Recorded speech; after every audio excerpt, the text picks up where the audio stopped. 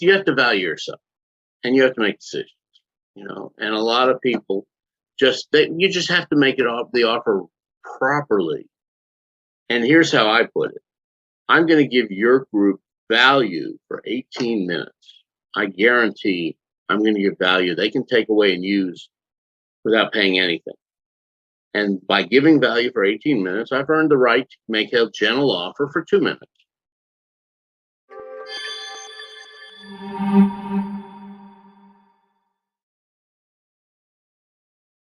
Hello, everybody, and welcome back to the show. Chuck Anderson here, and I am thrilled to have another guest, and we've been looking to have this guest on our show for a while, and finally the stars have aligned, and here we are. We have Mr. Jeff Klein with us today, and so Jeff, so thrilled to have you on the show. Thanks, Chuck. I'm glad that we finally got to connect too. Yeah, it's been a while and a long time coming. So look, I'm not going to butcher your introduction and try to tell your story like I'm some sort of smart guy.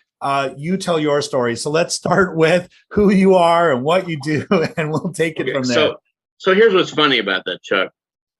How I got started as a speaker was teaching people how to say what they do in a way that other people care. And because I was teaching the elevator pitch. Mm-hmm.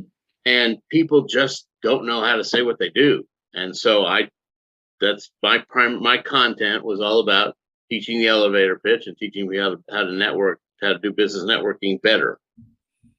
And that led me to become a speaker and a teacher of that. And then because I spoke so much, I became an expert on speaking for business and speaking to get clients. So I'm that guy you want on your side, helping you turn speaking into clients. And turning speaking into clients, I think, is so important. I mean, so many of our audience members are speakers and podcasters. And a question we get, speakers, I mean, if you're allowed to sell from stage, wonderful. But so many of the opportunities, you can't really do that anymore. And even list building is challenging with some of them.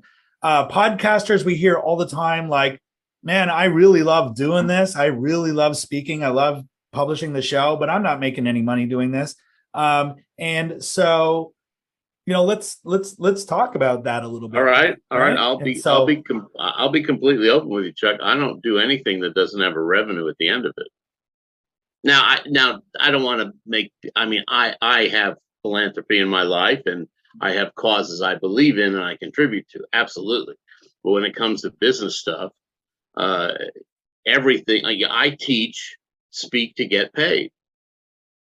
And we offer people a letter of agreement they can use to do that. So the letter of agreement includes a clause that says, I will get all the speaker will get all the emails of the audience. And it also includes, I will make an offer. I will make a gentle offer. And are you finding that puts a lot of stage hosts at ease when you present it that way? Yeah, the only pushback I get is, I don't know if I'm authorized to sign this. And I just say, well, for the last 16 years, every other Rotary, Lions Club, whatever, they've signed it. And if they had their president sign it, whatever. But it, and it makes sure that the speaker gets their meal paid for, which, is a little thing, but it's not that little really when you think about it. It's a big thing. And I don't know if it was expected. I mean, there was certainly speaking engagements where it happened. I'm like, oh, this is a cool perk. But then other ones where they're like, okay, that'll be $30 for a meal. And holy crap, yeah. I'm like, really? Okay, here you go.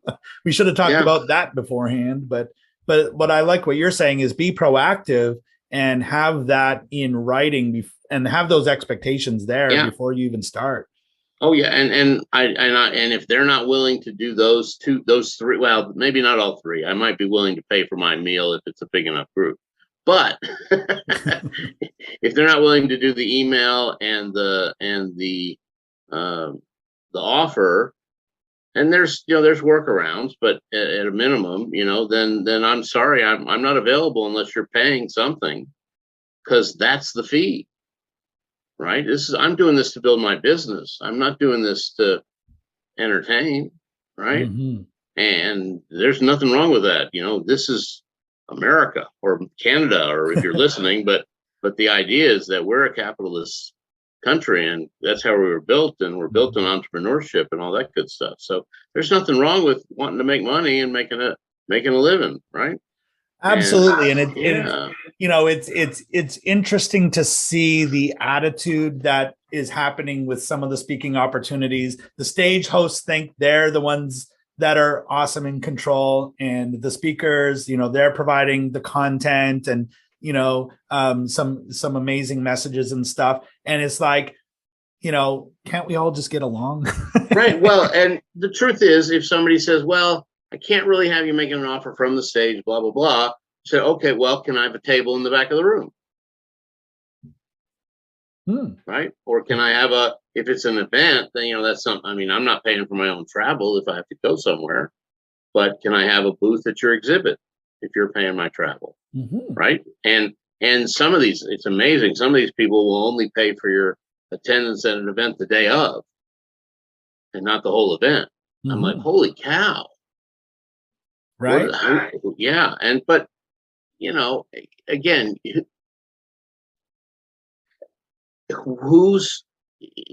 have to value yourself, and you have to make decisions, and a lot of people you just have to make the offer properly.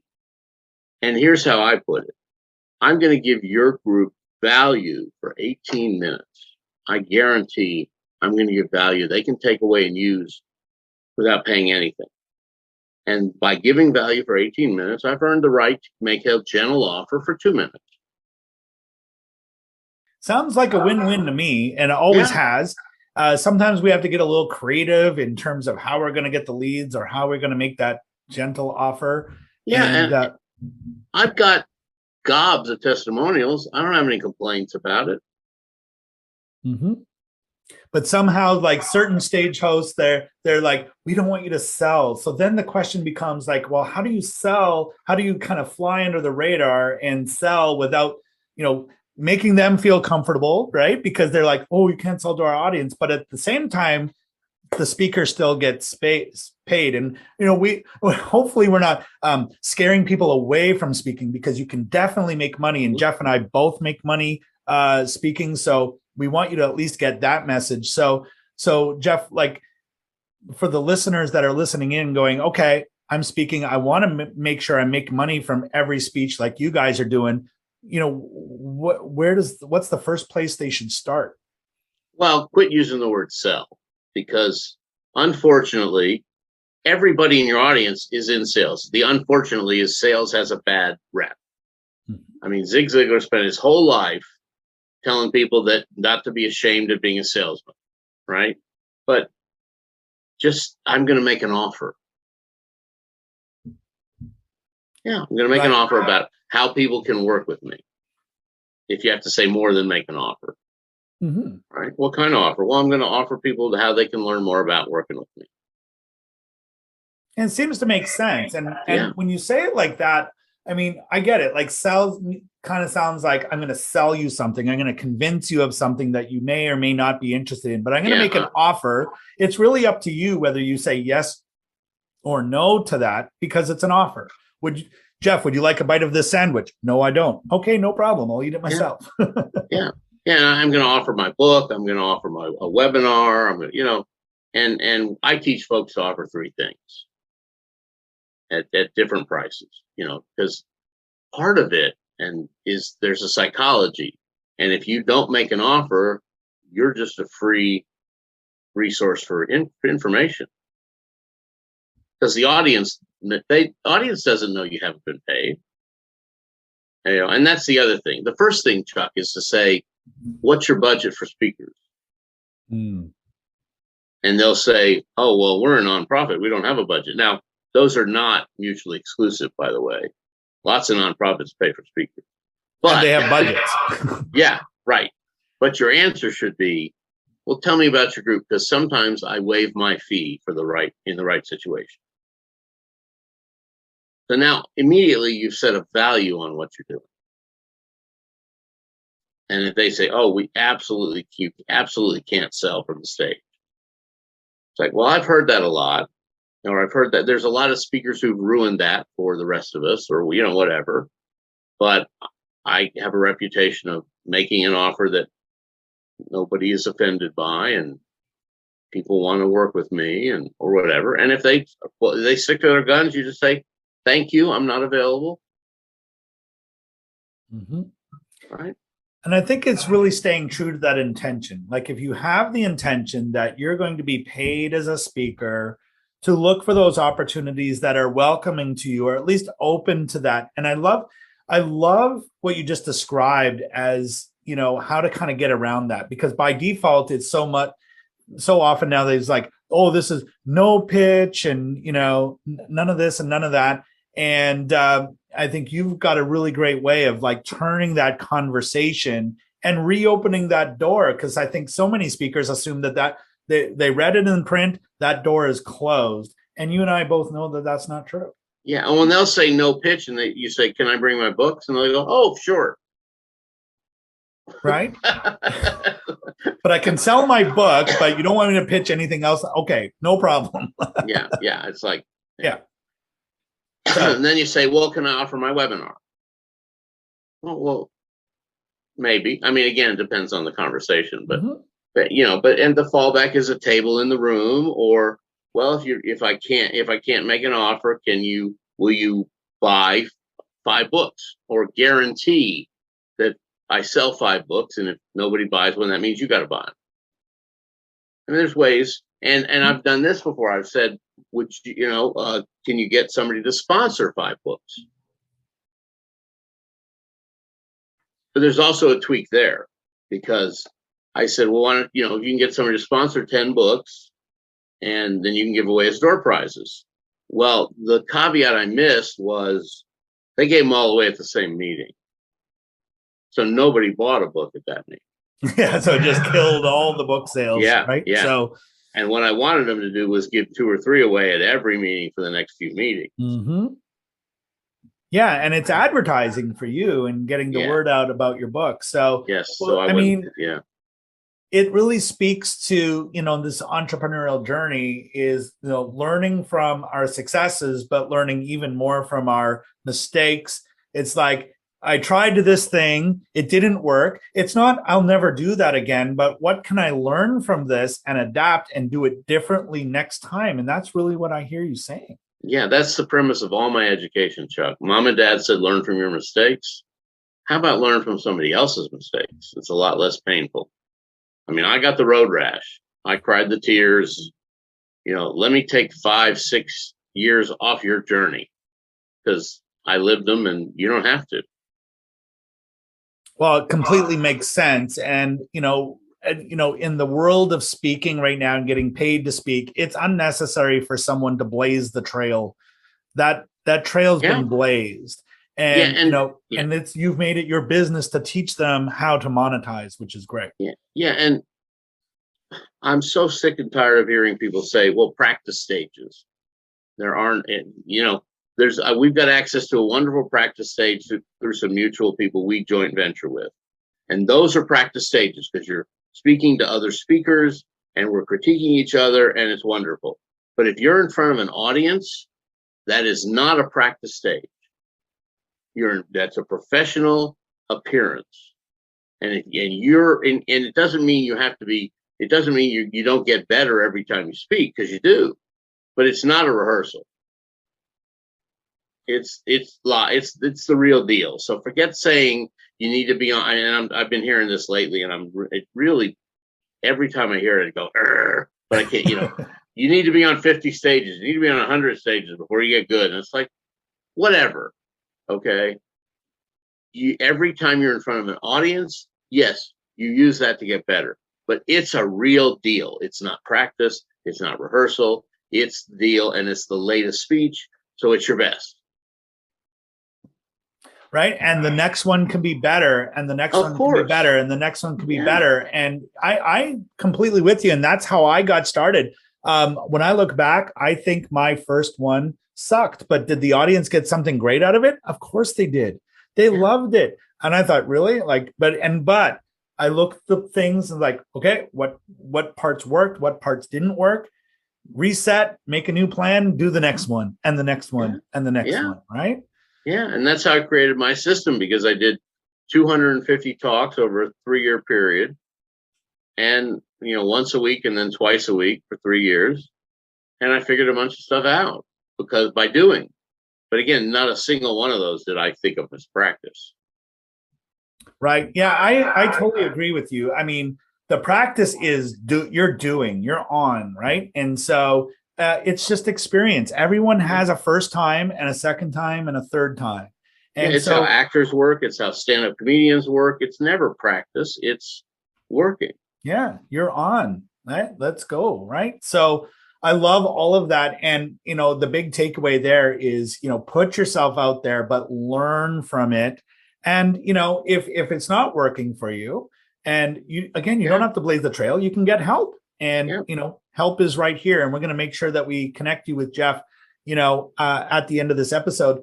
One of the themes of our show, Jeff, is I always want to ask is about partnership and collaboration, because I know nobody really does anything alone. And speaking is a collaboration between speaker and co-host and promoters and just all of it. And so, what's your experience been with partnerships and collaborations? And well, let me tell you the short version of how Speaker Co-op got started, because I had an ad agency and I had done this speaking.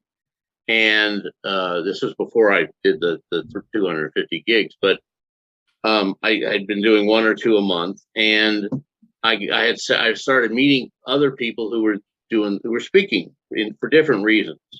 And I asked some folks to come to have a coffee, and we're sitting around talking about ways to get in front of more audiences. And I said, well, why don't we start a lunch? Why don't we have a networking group for people to speak? Not NSA where they teach you about the business of speaking, but a networking group for people to speak. And they went, great idea, Jeff. Why don't you start a group and we'll support you?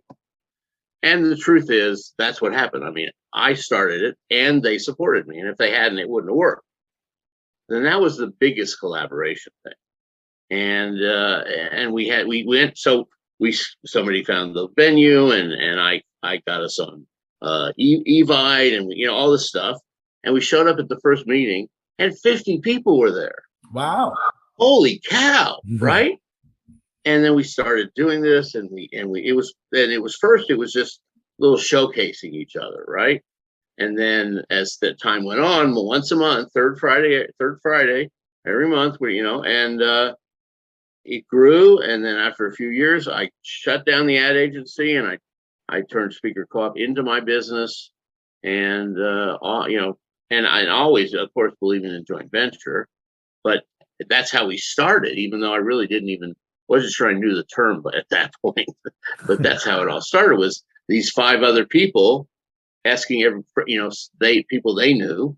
And then we discovered Meetup a couple of years later. But with Evite, as you know, you can only invite people you know. You could only invite people you know? Yeah, Evite, you have to have somebody's email address. Oh, okay, right. And because Evite was built for parties and stuff.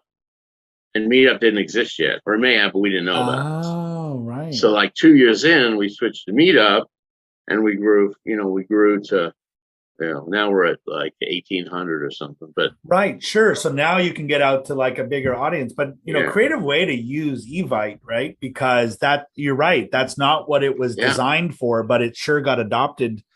That way. And the beauty of Meetup is people who don't know you can find it. Exactly. Which is kind of the point of putting yourself out there as a speaker as well, is get your message out there to people who've never heard of you before. Right. And since now, thankfully, they adopted the whole virtual thing, and now we've got members from all over the world on our website. Amazing. Well, we're going to make sure that we connect the dots between our audience and you. And, if you want to make money as a speaker, we're going to connect you with Jeff. But before we do that, Jeff, I just want a couple of things that we have as part of our show, because part of this entrepreneurial journey is, the learning in our business and learning and growing ourselves as well. And for me, there's been some amazing leaders and mentors and people that I've learned a lot from, book authors, etc.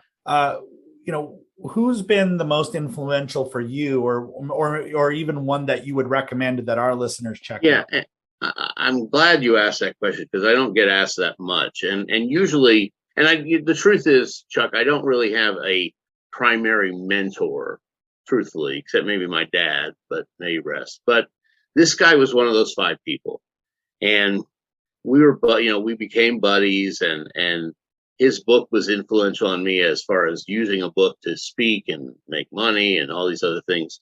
But his name is Jeff Crilley, and he's a former TV reporter.